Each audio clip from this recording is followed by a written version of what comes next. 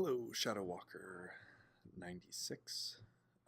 So you have a question about, so your question is, so I recently visited my home country and came across a very cheap carved wooden figures, elephants, lions, etc., made by local people. Since the prices were so low and they were handmade, I thought that there was potential for them to be imported to Australia, where I live now, and make decent money. What steps should I undertake to make these reality as a beginner? Just give me a dot points and I will go further research into it. Also, is it possible to get big retailers such as Kmart and Target to sell these for me rather than selling on eBay? I might even be able to get customers made figures as desired by these realtors. How do you pitch to these guys if there is even a possibility? Thanks in advance. Thanks a lot in advance. So the number one question I have for you is who are your customers and what is the demand? And so that's your biggest thing. Business's biggest constraint isn't the supply of a product, it is the amount of customers, and it is the number of customers, what they're willing to buy, and how much they're willing to pay for it. Those are your limitations. So find your customers first. That's the key.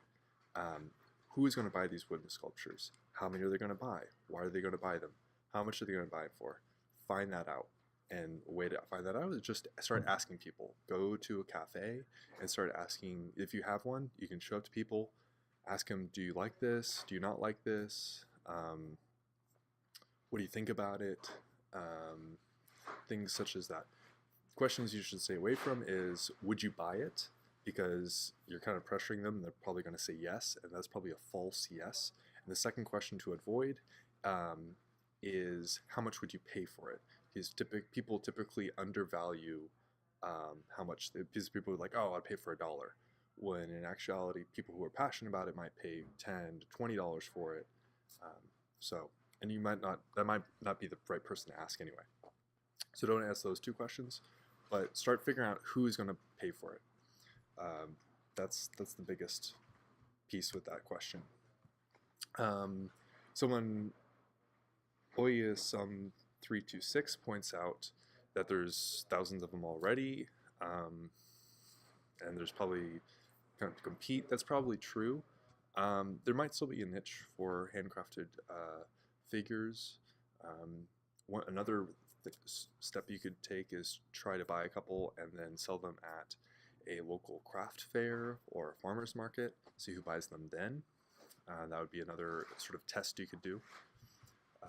My also main concern with these sculptures is importation. If you're buying it from some countries, that might have termites. I don't know what your home country is that have termites. That would be a huge issue, and that might prevent you from importing them to Australia or other countries because it's wood. So that would be a major thing to watch out for and understand the import and inspection and things like that.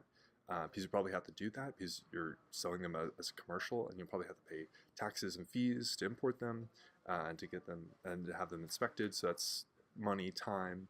So just understand that. But overall, if you start asking customers these questions, it might not be wooden sculptures. By asking these questions, you might realize that nobody's going to buy wooden sculptures, but you might notice that everyone you ask to has metal mugs. And, these metal mugs, everyone seems to have them, and you might start selling metal mugs instead. So by starting to talk to customers first, you can't go wrong. Good luck, and I wish you all the best.